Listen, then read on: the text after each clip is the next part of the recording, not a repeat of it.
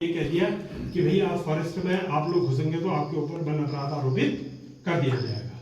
तो उसका विरोध हुआ, लोगों ने उसका विरोध किया, काफ़ी जंगलों में आग लगाया। हमारे जो गोविंद बल्लभ पंत जी हैं, उन्होंने अपनी जो एक बुक लिखी है उसमें उन्होंने काफ़ी इसका सजीव विवरण कर रखा है कि लोगों ने जंगलों में आग लगाया कि हम तुमको लकड़ी नहीं काट देंगे, तुम लकड़ी काटोगे तो हम आग लगा देंगे कहा।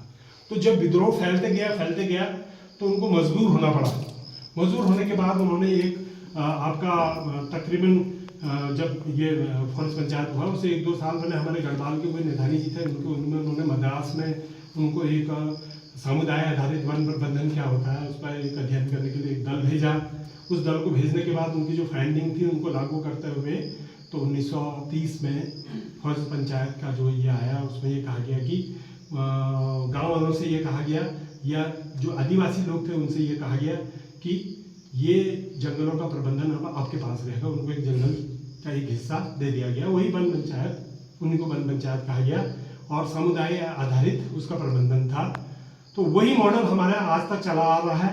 लेकिन अगर हम इसमें देखें तो उतना ज़्यादा हमारा अगर वन पंचायत का हम विकास की बात करें तो अभी वो बहुत दूर की कौड़ी है। लेकिन इस बीच हमारे जो निर्वाचित हमारे सरपंच लोग हैं वो काफ़ी जागरूक हैं और इस बारे में काफ़ी अपनी आवाज़ों को उठा रहे हैं।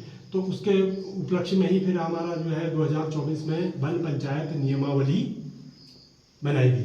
2024 में वन पंचायत नियमावली बनाएगी। उसमें काफ़ी ज़्यादा प्राविधान उसमें रखे गए कि उनकी जो वो थी पूरी इच्छाएँ तो पूरी हुई नहीं है अभी, लेकिन काफ़ी कुछ इच्छाओं को सरकार के द्वारा उसको पूर्ण किया गया। उसमें जो प्रमुख चीज़ें जो रखी गई वो रखेगी कि वनों को समुदाय के या हितधारकों के आजीविका का एक साधन बनाया जाए, उसको किसी न किसी रूप से बनाया जाए। तो उसके लिए उन्होंने कहा गया कि जड़ी बूटी आधारित कार्य उसमें किए जाए और आपका जो एरोमेटिक जो प्लांट्स होते हैं जो खुशबू देते हैं, जैसे आपने रोजमेरी सुना होगा ना, यहाँ ऊपर हो रहा है काफ़ी, यहाँ आपका मुक्तेश्वर मैंने सुना कि काफ़ी उसकी खेती हो रही है। कई हमारी महिलाएं जो हमारी मातृशक्ति हैं वो अपने ये स्वयं सहायता समूह के द्वारा भी उसका उत्पादन और वो कर रही हैं। तो उसके बाद जो है वो भी उसमें स्थान दिया गया। एक उसमें इको टूरिज्म का भी प्रावधान रखा गया है।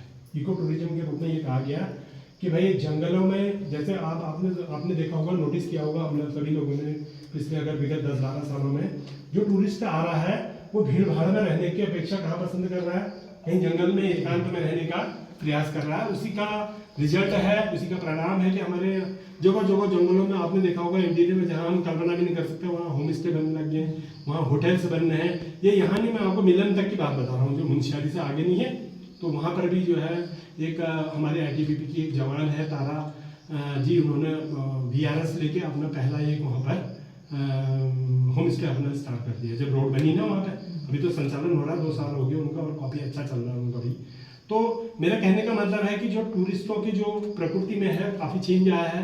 वो चाहते हैं जो अगर हम दिल्ली से, हम महानगरों से जो हमारा टूरिस्ट आता है 80% शायद दिल्ली और NCR एरिया से ही आता है, पंजाब आपका हरियाणा और दिल्ली और ये जो NCR एरिया है तो वहाँ से आता है। तो वो चाहते हैं कि हम कहीं जंगल में रहें, कहीं एकांत में रहें, कहीं नेचर को देख सकें, पेड़ पौधे के बीच में रह सकें। उतनी सुविधाएँ नहीं भी हैं तो चलेगा, लेकिन उनका मेन उनका जो मोटो रहता है वो रहता है कि हम प्रकृति को देखें, प्रकृति को जानें और उसको थोड़ा समझें।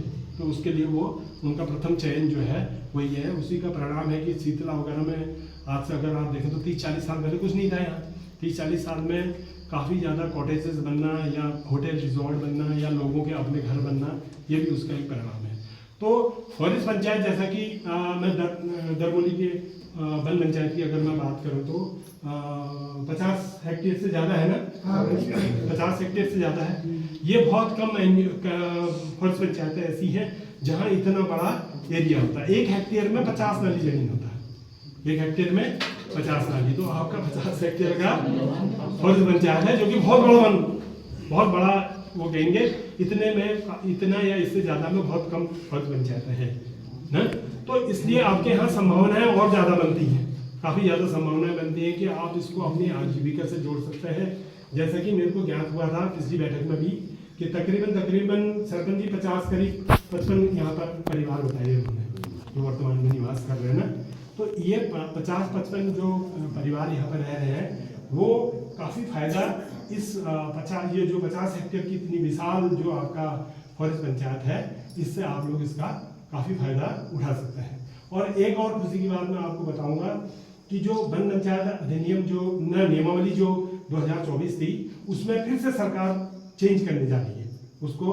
वन पंचायत नियमावली 2026 अगले महीने तक हमें आशा है कि वो पब्लिश हो जाएगी और लागू हो जाएगी। तो उसमें कुछ और प्राविधान रखे जा रहे हैं। उसमें जो सबसे बड़ा प्राविधान रखा गया है, उसमें यह कहा गया कि सरपंच या सरपंच का मतलब अगर मैं कहूँगा तो जो मैनेजिंग कमेटी है ना, पंच सहित, उसी को कहेंगे। फॉरेस्ट पंचायत की बात करेंगे तो फॉरेस्ट पंचायत अगर चाहे तो अपनी जमीन को किसी फैक्ट्री को, किसी प्राइवेट व्यक्ति को, या अपने ही गांव के कुछ बेरोजगार युवकों को, या किसी भी एजेंसी को कुछ जो निर्धारित वर्ग कार्य है उनको देने के लिए वो उसमें एग्रीमेंट करने के लिए स्वतंत्र है। उसमें उन्होंने लिख दिया है कि अगर आप प्रदेश के अंदर के अगर किसी संस्था से या किसी कंपनी से या किसी व्यक्ति से अगर आप अनुबंध करते हैं तो उसमें आपको किसी से परमिशन लेने की जरूरत नहीं है। लेकिन अगर किसी बाहर की संस्था, व्यक्ति या कंपनी से अगर आप अनुबंध करते हैं तो जिलाधिकारी से आपको उसकी परमिशन लेनी पड़ेगी। अब जिलाधिकारी की जब बात आती है, मैं आपको ये भी बताना चाहूंगा कि जब वन पंचायत होती है इसमें 2 विभागों को रखा गया है। 2 विभाग इसमें संयुक्त रूप से एक सुगमकर्ता के रूप में इनके कार्य करते हैं। एक तो आपका राजस्व विभाग और दूसरा वन विभाग। इसका जो गठन का कार्य है, जो सीमांकन का कार्य है, मुख्य रूप से 2 कार्य जो है वो राजस्व विभाग के पास होता है। अगर गठन की बात आएगी, जैसे फॉरेस्ट पंचायत का किसी गांव में गठन करना है, आपके ग्राम पंचायत में 2 वन पंचायत है, इसमें कई जगह 3 भी हैं, या कोई नए गठन भी कर सकते हैं। या अभी सरकार ने कह दिया कि भाई 15 हेक्टेयर से नीचे का कोई भी फॉरेस्ट पंचायत नहीं होगा, जो कम है तो उनको अपने एरिया को बढ़ाए। तो उसके लिए जो नियमावली है कि 2/3 जो लोग जो है वो बताएंगे, उसमें प्रस्ताव पास करेंगे और उसमें जो संबंधित जो फॉरेस्ट होगा वो उसमें सम्मिलित किया जा सकता है। उसको 15 हेक्टेयर कम से कम करो करके ऐसा कह रहे हैं, क्योंकि हमारे यहाँ बहुत सारे, मैं आपको बताऊं लगभग 11,500-12 हज़ार हमारे पूरे प्रदेश में इसमें फॉरेस्ट पंचायत है। कितनी है? 11,500 से 12,000 मान लीजिए, मोटा अगर आप मान लें तो बहुत बड़ी संख्या में फॉरेस्ट पंचायत है। और ये 11 जिलों में है। 2 जिलों में कोई, हम उधम सिंह नगर और हरिद्वार में कोई भी वन पंचायत नहीं है। तो ज़्यादातर अगर मैं शॉर्ट में मोटा कहूँ तो पर्वतीय क्षेत्र में फॉरेस्ट पंचायतों की संख्या बहुत आयत में है। बनस्पत नीचे को अगर हम देखें तो जो प्लेन्स का हिस्सा आता है, तराई का या भावर का, उसमें नॉमिनल कुछ ही है, 100-150 फॉरेस्ट पंचायतों वहाँ पर है। बाकी सारी पहाड़ों में हमारे ये फॉरेस्ट पंचायत बनी है। तो मैंने बताया आपको राजस्व विभाग का मुख्य कार्य क्या है? गठन करना, मतलब चुनाव कराने की जिम्मेदारी किसकी होती है? राजस्व विभाग। राजस्व विभाग को कौन आता है? जिलाधिकारी, उसके बाद SDM, उसके बाद तहसीलदार, और उसके बाद लास्ट में एक जो ग्रामीण क्षेत्र का जो कर्मचारी होता है वो राजस्व उपनिरीक्षक या प्रणाली जी जिनको हम बोलते हैं, तो वो आता है। अक्सर इन्हीं के द्वारा उसका गठन किया जाता है, उसका चुनाव किया जाता है, या जो भी है वो प्रक्रिया पूर्ण करके वो किया जाता है। दूसरा जो महत्वपूर्ण काम है वो सीमांकन का है। तो कहीं ना कहीं जो मेरा अपना अनुभव रहा है, मैं पिछले 2 सालों से इस पर रिसर्च कर रहा हूँ फॉरेस्ट पंचायतों के ऊपर ना, तो इसमें मेरा जो अनुभव रहा है, मैंने देखा कि कहीं भी, या अधिकतम कहें या 99% कहें, तो मैंने पंचायतों में देखा कि उनका सीमांकन नहीं किया गया अभी तक। 100 साल होने को है, मैंने पूर्व में ही बताया आपको। पिलर भी नहीं लगे हैं, शायद आपके यहाँ भी नहीं लगे हैं सरपंच जी, आपके यहाँ भी नहीं लगे हैं।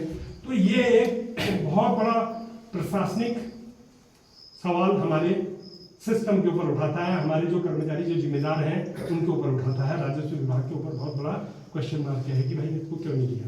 हम ये भी नहीं कहते कि रातों रात हो जाए, हम तो कह रहे 100 साल हो गए हमारे देश को स्वतंत्र हुए भी ऐसे के करीब हो गए। तो कहीं ना कहीं इसकी मेरे को लगता है शुरुआत ही नहीं हुई है।